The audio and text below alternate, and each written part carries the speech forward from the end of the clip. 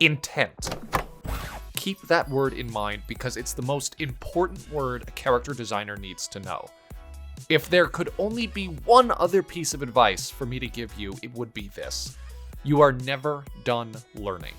Keep an open mind throughout the entirety of your art career. Learn everywhere and anywhere you can, which means watching other videos by other people to get their advice in addition to my own.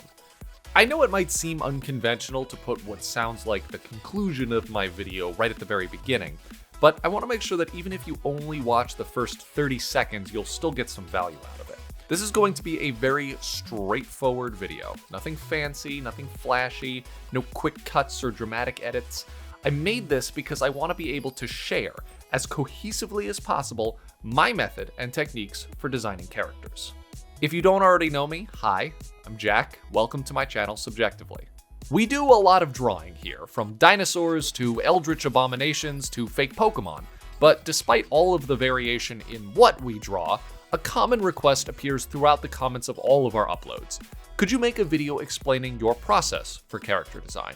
It's a simple question with an answer that I wish was just as simple. The truth is, my process is fluctuating all the time. I made a video way back that broke down my character design process, and I think a lot of people found that video very helpful, but that was almost 5 years ago. I've learned a lot since then and improved in many different areas. Now, this video, the one you're watching right now, might also feel outdated and uninformed to me in another 5 years, and I honestly kind of hope it does. You should always aspire to grow, to change, and improve. True fulfillment comes from progress, and that applies to your skills as an artist as much as it does anything else in life. But I digress. I said I wanted this video to be concise, and so far I've already blathered on about personal philosophy and who knows how many other tangents. This is why I make videos for a living, by the way. I can never answer a question without writing an essay about it first. I promise you though, the rest of this video is just going to be straightforward, practical advice. So strap in, break out your sketchbooks and tablets, and draw along with me. This is my thrilling, no thrills guide to character design. We're back, everyone. Welcome to my updated character design guide. We're going to start here. No, not here. We're not ready for the canvas yet. Here, with an empty Google Docs sheet. Before we draw anything, we have some writing to do. All good character designs start with a good idea, and the best way to extract the brilliant concepts from your mind onto the page for everyone else to see is by writing them down. Step 1. Verbalizing concepts. Intent. Remember that word from the very beginning of the video? Let's talk about it a little bit. In the context of character design, intent refers to what you're planning to do with the character that you want to create. Is it a cute, friend-shaped animal for a children's book? Is it a complicated mech for a sci-fi action movie set in deep space? We can't put the cart before the horse. We have to identify and verbalize our intent before we can draw anything. For this example, we'll be creating a character for my pet project that I've been working on for over a decade now, the Freelancers. Originally inspired by comics like Deadpool and Spider-Man, as well as video games like Team Fortress 2 and Borderlands, The Freelancers is a story about interpersonal connections and what role they play in a world motivated by money. We'll be focusing in on one character in particular today, Sasha Shrapnel. I've drawn Sasha about 100 times already, but every few years I like to reconsider and update these characters' designs so that they better reflect my intentions with the story. Sasha is one of the 5 members of the Freelancers, filling the role of the enigmatic but lovable weapons expert. She's immature, impulsive, and unpredictable, but something about her childlike insolence makes her very endearing. Like all of the Freelancers, Sasha has had a troubled past. Her traumatic experiences have made her who she is today, and helped her connect with her new family of oddballs. Though she may seem incompetent, she's a savant when it comes to tech and machinery. She has a particular fascination with all things that go boom, and often hides her fear behind oversized weaponry that is less practical and more performative. This is all paraphrasing a little bit, but for the sake of this video, what we have here is enough information to start moving forward to the next stage in my process. Step 2. Organizing visuals. For this next stage in the process, we're actually going to be getting a little help from the sponsor of today's video, Milanote. Milanote is a browser-based digital program used for organizing your thoughts, ideas, and images into one easy-to-access place. For us and our purposes, it is the perfect way to assemble not only all of the information we've just written down, but also any images we'd like to use to help inform our illustration. Creating something like a mood board, or what I call a reference sheet, is my favorite way to organize my visuals. Milanote makes this stage of the process so easy that it's fun. You can start off with one of their dozens of built-in templates to get your creative juices flowing. I went with the mood board preset, which gave me a beautifully formatted set of image and text boxes that I could use for my own set of reference images. I could include my existing artwork of Sasha, as well as reference images that I thought would be useful for my character sheet.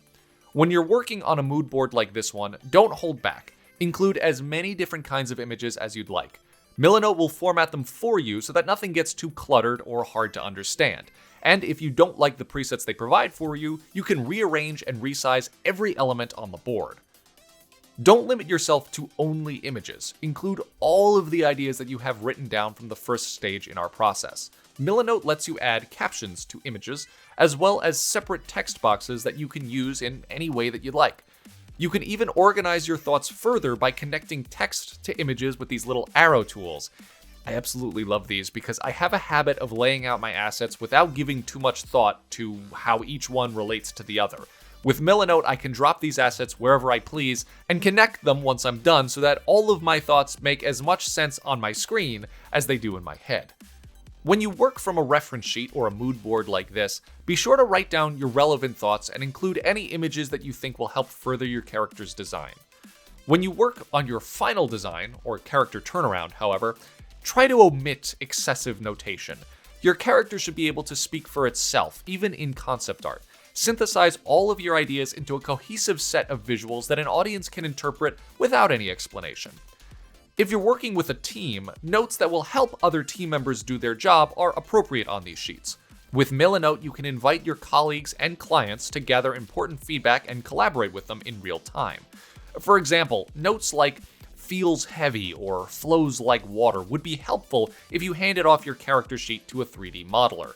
Things like she loves tacos because she is a scrungle might not be worth including unless you're looking to appeal to a very niche audience with your character sheets. A finished mood board should, in a way, look like a piece of artwork in and of itself. This is your first opportunity to consider things like color, shapes, mood, and even composition. Don't rush this stage, enjoy the process, and allow your mind to imagine freely. If you like what you see here, I have good news for you. Milanote is free and ready for you to use right now. Sign up today using the link in the description and get started on your next character mood board today. I want to thank Milanote for sponsoring this video. It's not often that we get a partner that works so perfectly with our videos topic, and I absolutely love their site. I used to struggle with different cumbersome programs to make reference sheets for character design projects, but from now on, I'll be using Milanote for any and all of my creative organization needs. Step 3, initial sketching. We're ready to take all of our ideas and start translating them into visuals of our own. Concept art like this is almost like shorthand. You don't have to be perfectly neat and clean with everything. In fact, using more gestural strokes can help convey information about the character that may not be present in the final polished iteration. When you're designing a character, it's okay to use existing characters for inspiration. The general design for Sasha was initially inspired by the Pyro from TF2. I loved the enigma of the character, the mystery of what was under the mask, and his childlike mannerisms that seemed especially unsettling in the context of a shooter game. While this initial inspiration used to be a bit more blatant, over the years I've injected my personal tastes into that first creation in order to make it my own. All art is derivative in some form or another. We are inspired by the work of others. However, there is a difference between inspiration and replication. Make your work your own as often as you can. Your intent with your design should differ from your inspiration so that you're saying something different with your character, something new, something exciting, or both. With these things in mind, start sketching out your rough shapes and general silhouette. Shape language plays a huge role in character design, so be sure to consider those elements when working into your rough sketches. While Sasha's silhouette is bulky and large, I want her real body to be exposed in certain places to remind viewers how vulnerable she actually feels. She wears her oversized clothes like a shell, to try to feel protected and to convince others that she's tougher than she believes herself to be. Inside, however, she's not as resilient as you might assume. Contrasting a character's projected identity and their true emotions makes for a much more dimensional design, and you can do that with something as simple as shapes. Be sure that as you're working from your rough sketches into more detail, that you keep in mind your original intent. This isn't just the themes or personality of the characters, or even the medium through which your character exists, but the setting and world of your character as well. The emotional core of the Freelancers is found family. Every family has that edgy younger sibling who would rather make fun of you for trying to help them than admitting how much they really appreciate it. Sasha is very much that family member, and though her personality will be expressed in whatever comics, illustrations, or animations that may eventually be made about this world, a good character design can convey a lot of its personality even without context. Consider setting as well as themes when designing your character. The story of the Freelancers takes place in a low sci-fi setting. It's the near future, a parallel Earth mostly similar to our own, but with the abrupt introduction of a revolutionary technology that has advanced human civilization several generations. The characters of this world are only just adapting to the rapid change from contemporary tech to the world of the future. Though making an outfit that is just straight up unappealing would technically conform to the themes that I want associated with this character, the world of the Freelancers has a visual identity that's a lot more colorful and exciting. Even the worst dressed character in this world still looks cool to us. Not everything about your character has to make sense or be practical. Again, intent is important here. If real-world plausibility plays an important role in your story, be sure that your character could logically exist without falling over. Otherwise, feel free to break the constraints of reality. Something important about a piece of artwork like a character turnaround is that you can't hide parts of a character that you don't want to draw. If you struggle with something like feet or hands or noses, like me, you can't just pretend they don't exist. Maybe you can commit to an entire cast of limbless characters, go for VeggieTales Part 2, but I think it's a better idea to find strong references to help inform technical aspects of your illustration that don't come naturally to you. For example, I struggle a lot with feet, especially with shoes and posing feet in shoes. Now you might be thinking, wow, Jack, I could barely tell those feet look great. Well, thank you for that hypothetical compliment that you may or may not actually have been thinking, but this part of my illustration isn't some natural talent that I have for drawing shoes. I just got a lot of reference pictures of a lot of different kinds of shoes and used them all together to help fill in the blanks in my head about how this subject matter works. Now, Sasha loves to hide herself from the world. She wears a mask most of the time, only taking it off around the people with whom she feels the most comfortable. Her mask was originally an unexciting gas mask that I modeled after some World War II replica that I owned as a kid, but as her character developed, the mask changed as well. I wanted to reflect more of who the character was under the mask in the design of the mask itself. Energy, mystique, fantasy, and rebellion. Instead of drawing something that I had already seen before, I decided to create something new that not only better fit my story, but was overall more exciting to look at. Certain aspects of your design are worth exploring separately from your actual character illustration. If you want to create an elaborate design for a mask, it's a good idea to work on that in a separate area of your canvas before you apply it to your posed character. For Sasha's mask, I whipped out Procreate's Faithful Symmetry tool to help me create something that looks more manufactured. Then, after I had a design that I liked, I could reference that image on my character's actual body. This way I could focus on things like perspective and angle without having to figure out the actual design at the same time. Now, if you have a character who wears a mask or whose face is covered in any way, you should always illustrate their face underneath it in your concept art. Even if the character will never reveal their face in whatever story you're writing, it's still very helpful for you as the artist to include that information. So much of a person's identity comes from their face, and you can inform a lot of choices about the rest of your character's design by having a good idea of who they are under the mask. I also designed some of Sasha's patches off to the side as well. Iconography like this is much easier to visualize if it isn't skewed for perspective. Remember, if you're including things like patches on an outfit in your character's design, these two must be carefully considered. They need to say something about your character, whether it's that such adornments are significant to them, or perhaps that they simply enjoy collecting little trinkets. For Sasha, these patches embody her childlike tendency to project her own identity through her clothes. Each patch represents something about who she is, and more importantly, who she wants other people to think she is. Step 4, color. Yes, I know, I've already started on color in this example. I'm clearly skipping around from step to step. I practice what I preach, and I wouldn't dare impose any sort of inflexible regimen on any of you for your character design processes. I'm breaking my process down into steps for the sake of making a video that's easier to understand. But in your work, as well as my own, feel free to bounce around between steps as you work through your ideas. If at any point in your illustration process you feel like you need to go back and undo, add, or change any part of what you made so far, don't feel like doing so is a waste of time. I used to think that making changes after a certain stage in the illustration was just not worth it, as I'd have to go back and work over parts that I had already spent so much time on. Trust me, you'll feel much more happy with your final product if you address those little issues when you notice them. When it's time to start considering color, remember that even without any light sources, different hues have different levels of value. Some are brighter than others, and it's important to consider where on your character the points of greatest contrast exist. That is, where do the lightest and darkest colors butt up against each other? The eye will usually be drawn to these points of contrast, so it's a good idea to reserve the strongest points of contrast for places that you want your viewer to look. On Sasha, this point of contrast is pretty obvious, the white of her mask against the black of her hair.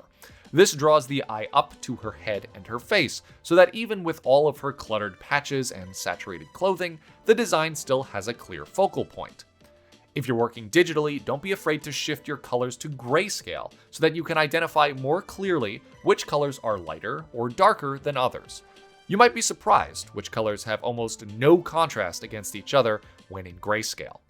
You can also organize your color palette from highest to lowest value in a separate area on your concept art sheet. Consider also color relativity. Some colors play off of one another in unique ways, and a certain hue might look completely different next to one hue than it does next to another. And of course, remember your, say it with me, intent with your character design when deciding on colors. Sasha is a brooding, awkward, unpredictable mess of a character, but she still exists within the fictional world of the freelancers. This is a world of brightness, saturation, and contrast. Though I could express her personality trait through any number of ways, making her as colorful as she is keeps her consistent with the other themes of this world and with its visual identity. As much as I'd love to make a fifth step to satisfy my weird compulsion for numbers that are divisible by 5, this pretty much wraps up my process for designing a character. I made sure to write down all of my thoughts about this process as I was doing them myself, so I guarantee you that this is 100% authentic to how I draw and come up with ideas. That said, all of this may change in another 5 years or so. Like I said at the beginning, you must always be willing to make changes to how you work and how you see your work. In my experience, this is the best way to improve as an artist. As with any discipline, character design is one that takes years and years of practice to master. To truly improve, you must keep this skill in the back of your mind at all times. Analyze the work done by other artists, either in games, movies, or in 2D art. Consider how the artists you idolize came to the conclusions that you so enjoy. Don't think about this or any art form like a consumer. Think about it like someone who does this for a living. Once again, be sure to do as much learning about the subject of character design as you can. This is not a definitive guide. Nothing I've done here today is the objective right way to design a character. This is just how I do it, and if any part of my process appeals to you, then I hope it helps you become a stronger illustrator. If not, hit the books and find out how other artists do it. Better yet, get out your pencil and paper and figure out what works for you. Find that middle ground between the expert's techniques and your comfort zone, and most importantly, never give up. I know that sounds corny as hell, but you can't expect to improve if you're only drawing once every 3 months. It's gotta be something you think about 24/7, but not something you have to do every second of the day. Get inspiration from games, movies, even nature, and be sure to absorb these things through the perspective of an illustrator, not a consumer. For now, these are all of the tips that I can think of to help you on your journey to becoming a top-tier character designer. If you have any questions, leave them down below in the comment sections and I'll try to get to them all. If you enjoyed the video, be sure to give us a like and subscribe if you haven't already. Thank you once again to Milanote for sponsoring this video. Thank you to all of our amazing Patreon supporters, and we'll see you all in the next one.